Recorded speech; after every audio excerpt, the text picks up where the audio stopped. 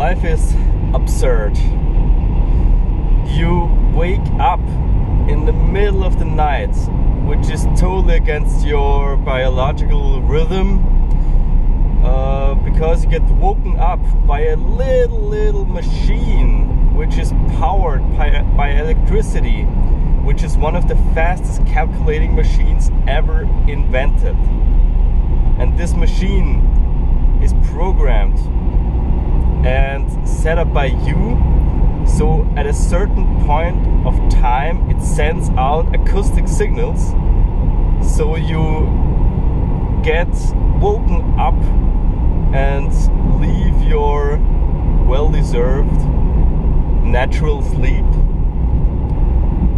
just to get up to go into a artificially built little pond where you just make this with a little metal thing, and warm water comes flowing out automatically over your whole body. Afterwards, you go into a different room and you pour little flakes into an artificially built little bowl, and those flakes, you don't know where they come from. Somebody somewhere used a lot of machines to just drive over the land and grow some crops there, and then all that went into a big place, big house with a lot of machines where they get mixed together with other materials, and then with a big machine driven to another place where you got it from. Supermarket. That's what we call it. So you eat very quickly. 10 minutes for eating. All in the middle of the night. You go onto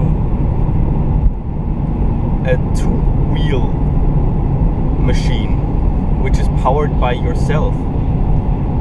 You drive through a city which never sleeps, where always people are awake at one point of the day, just to come to another place where there is an electric room where you enter, and this room takes you one floor under the ground, under the surface of the earth. There you switch to a different machine which drives automatically. You have to do nothing, just have to sit. Go 100 kilometers per hour at a speed which is the fastest speed any land animal could reach. You go for 1 hour to a totally different place through the middle of the night. It's dark out there, cold out there, it's snowing out there, just to meet there totally strangers and talk to them for 8 hours. And you do this to get some little pieces of paper, specially printed pieces of paper, which you can collect and go to somebody else, and you give him or her this paper, and for this paper you get something to eat, for example. Life is so absurd. I'm going to Eisenstadt.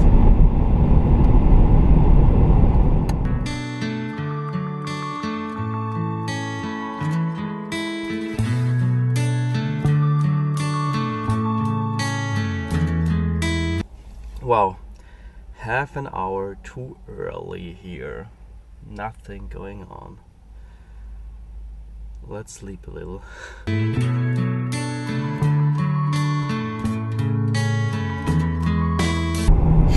Alright. Right, and that's it with working. Today was really, really interesting, and I think I did a really good job because it was future primary school teachers, Volksschullehrerausbildung, which was quite a challenge because the professor said to me, well, they should first of all learn how they can talk about money with school children, primary school children. Second, they should see how we are doing it with the Museum of Economics, like the method, which is basically for like high school students. And of course, because they are also citoyen, like they are also Bürger, they have also the right to vote, they should also learn something for themselves, but they are over 20 years old. So I had to make the presentations like this, that I sort of show the methods we have in the museum and show how we're doing it in the schools and give them some information they can also process for themselves and is useful for over 20-year-olds. So that was an interesting mixture, but I think I did a quite good job, and especially at the end it was really cool. Like they were asking very interesting questions, and for me it was so cool to speak with, I don't know, students and not pupils like I do normally, because you can of course get into a very high level with them.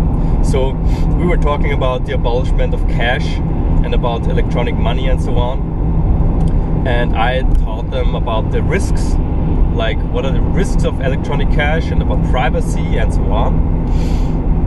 And then one student said, yeah, but if I didn't do anything wrong, why would I bother that they know everything about me? And I was like, yeah, why? And I said to her, well, if we wouldn't have any privacy, of course, if you don't do anything wrong, you don't have to bother. Are you sure? Well, because if we would abolish cash, of course, privacy is gone totally. I said to her, well, you are thinking that they are the good and you are the good, and doing only good and want your best for for the other citizens. But what if they, whoever they are not good, but they are the bad and you are the good? Maybe that could be a problem. And she said, like, yeah, but you're right, but I don't think we are so important, because I said, yeah, like, what about Edward Snowden or Julian Assange and people like that who talked about or got us to know about, I don't know, war criminal activities, like really severe stuff.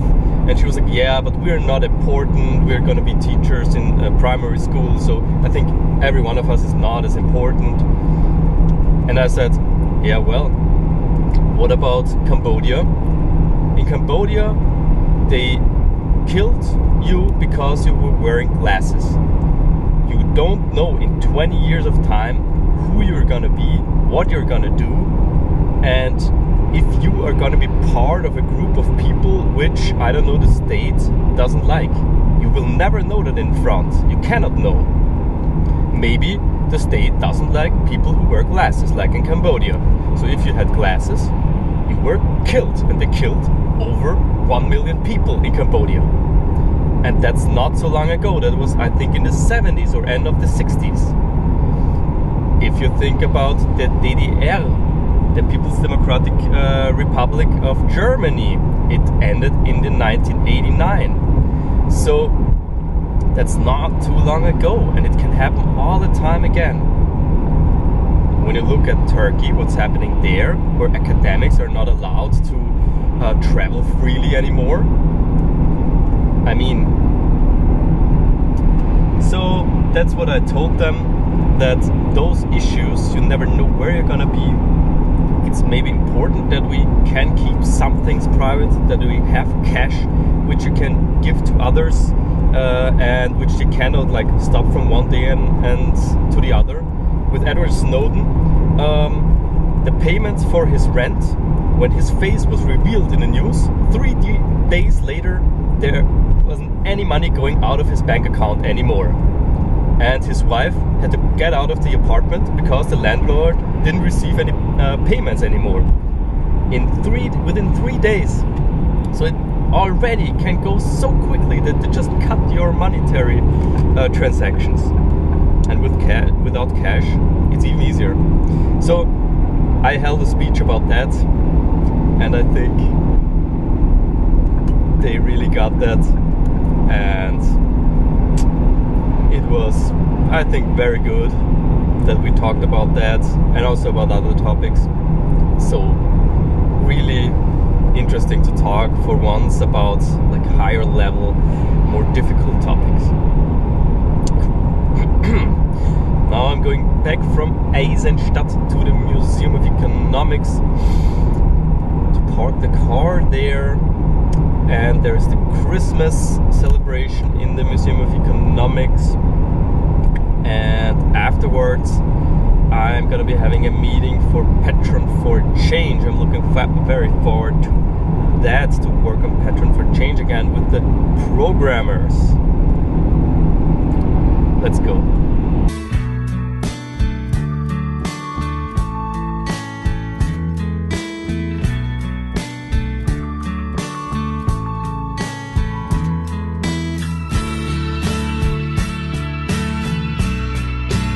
So now I've been to the Christmas party of the Museum of Economics. It was very nice. Some guy played on the, what's it called in English, I don't know, doodle suck. And what I find really amazing is that all the volunteers are also coming to this Christmas party, and you see how many volunteer people are working actually in the Museum of Economics. That I really find amazing, that people which are already retired mostly wanna participate still and work for the museum, and the museum for sure couldn't run like that without the volunteers. So I find that cool that they are there. Okay, next step, Patron for Change programmer meeting. I'm starting to get a little tired, I must say. No wonder. But I mean, amazing projects, and I think amazing work keeps you awake. Amazing work keeps you awake. Quote Patrick Seabird.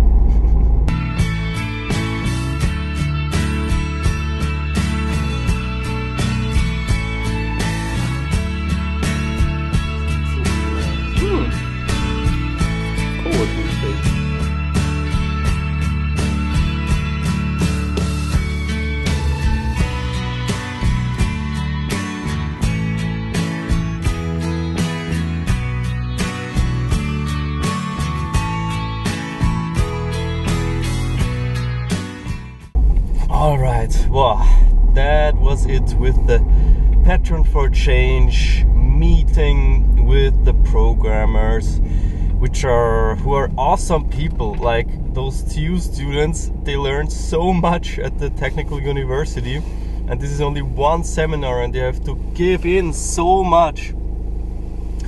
And really awesome people putting in a lot of effort for making Patron for Change come to life. And we just had, how long, 2.5 hours meeting, and very intense, talking about the future of Patron for Change. For those who are new to the vlog, check out Patron for Change on Facebook. What's the idea behind it? It's gonna be an awesome platform. I'm now not tired at all. No, I'm very tired, and just going home to bed, I guess. Cutting the vlog, going to bed. Wow. Good day today. I like it, being active. And the best thing is I'm on holiday from now on. Woo-hoo-hoo-hoo.